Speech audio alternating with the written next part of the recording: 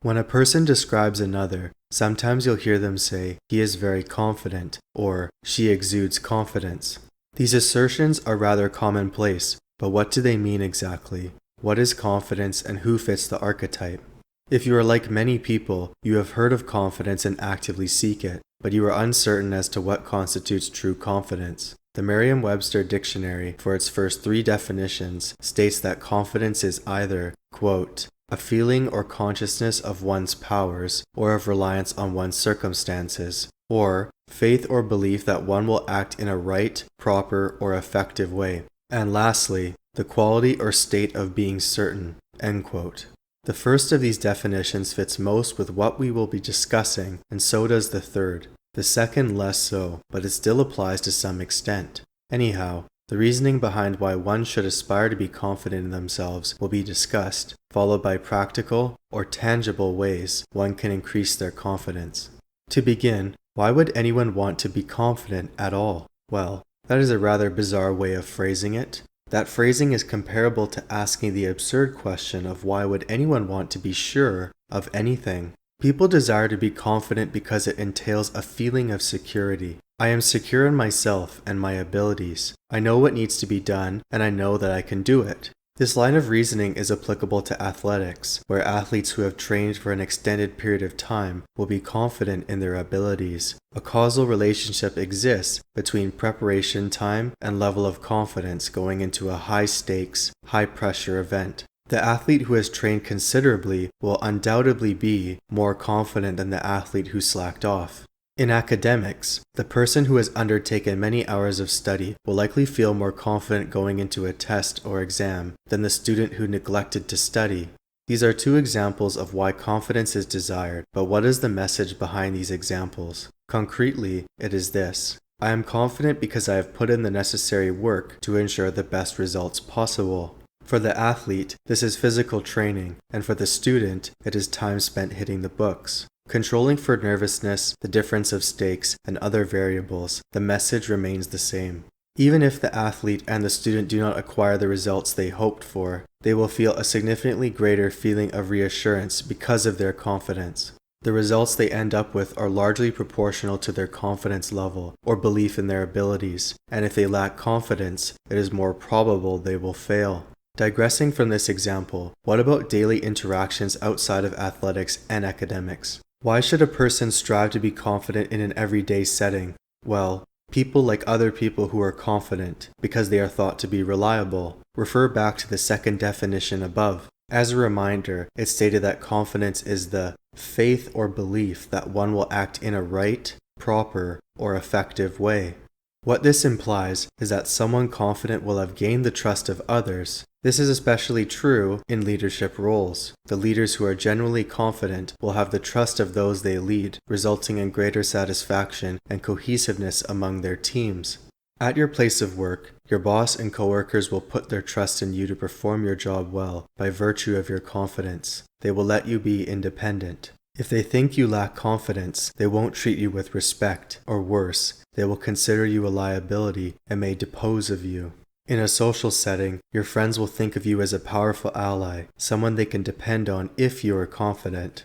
Additionally, charisma is a byproduct of confidence. People are drawn to you due to the sense of security you emit. It truly is quite remarkable how much people gravitate towards you once you are confident standing on your own 2 feet. When you are confident in yourself, you can firmly assert that you know your strengths and weaknesses. You know where you want to go and how you are going to get there. This links back to purpose. See an earlier video for a lengthy discussion on that topic. You have direction, a secure aim, and this draws others towards you. It must be said that this is not arguing that a person should know all the answers at every moment in time. You will more often than not have confusion as to what you should do. Even so, a confident person realizes they must begin with what they know and go from there. They trust in themselves to find a solution to a problem in a reasonable time frame, and all it takes is the conscious will to act. Know your limitations and work around them. To summarize, why should I become confident? Well, simply because who does not want to be sure of himself or herself? Who does not want to have a firm foundation where they can weather life's storms? The bottom line is that if you are confident, you act better, you perform better, regardless of whether this applies to your athletic endeavors, your academics, your work, or your social life. This principle is well established. If you do not believe it, take note of how you perform when you are ill-equipped, when you lack confidence. There is a stark contrast, and it becomes painfully obvious when it is experienced firsthand.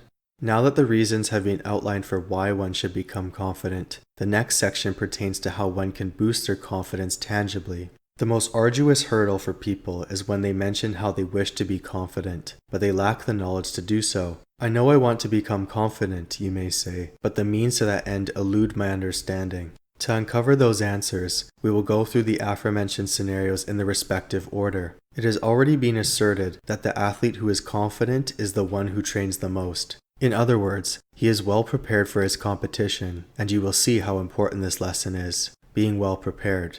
To be confident in any situation is essentially being well prepared or well equipped for those situations.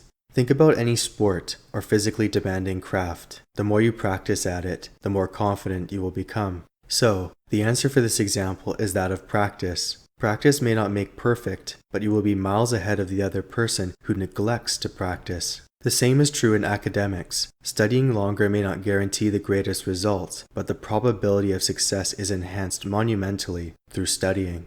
In mathematics, arguably one of the toughest subjects, you either know it or you don't, and the only way to comprehend it is to study. The basic idea that connects these two examples is once again practice. The more time you spend honing your craft, the more confident you will become. Now, onto the workplace setting. Becoming confident in your work once again comes down to practice, but not just going through the motions. It involves active engagement. And yes, most people know that work is boring, and that is a pain sometimes, or most of the time. But the only way to improve is to engage. When you are at work, seek to do the best you can. Seek to improve in the areas you lack. This means not running away from stressful situations, as well as not dreading them. Instead, perceive them as learning experiences where knowledge can be gained. The final example outlined was concerning your social life. If you are having trouble making friends or maintaining your friendships, it is likely because of lack of confidence. I know that, but how do I improve it, you might say? Well, the answer is exposure, and here it is again, practice. To become a confident and witty conversationalist, you must, by definition, converse with people. The next time you are in line somewhere or waiting around in public, strike up a friendly conversation with a stranger. They may not be receptive, and it may be daunting or embarrassing, but you won't improve your social confidence if you do not practice. The same is true of romantic endeavors. Many people are afraid of rejection, and that is quite normal. However, you must grow past that feeling in order to succeed. Exposure to uncomfortable situations helps you escape your comfort zone, and as they always say, no progress is made in the comfort zone. Becoming confident, therefore, necessitates the stepping out of your comfort zone, the easiest place to occupy. One final rebuttal, you might say, is that these are for specific examples. What about generally? How do I become confident generally? In response, it will be said that true confidence is a genuine belief in yourself. Others may attempt to put you down, and they will, especially given the chance, but you will not be shaken. Develop a hobby or craft that truly defines you, something you can be proud of. For some people, it's playing an instrument exceptionally, or painting, or sculpting. For others, it may be weightlifting, some form of athletics, academics, or maintaining healthy and fulfilling relationships. The point is that to become confident in a general sense, you must find something you are good at, hone that skill, and move from there. Focus on your strengths rather than your weaknesses. Everything else may falter or get taken away, but if you have a pursuit you are truly proud of, nobody can take that away from you. True confidence is difficult to develop. That is an understatement, certainly. But once you make the conscious decision to strive for it, then you will succeed. You will make mistakes along the way, but that is all part of the game. Winners are not the ones who succeed at everything, but rather, they are the ones who refuse to quit along the way. So, become confident and win at what you set your sights on. You can do it. All you have to do is believe in yourself and trust in the process that enables you to succeed in the end.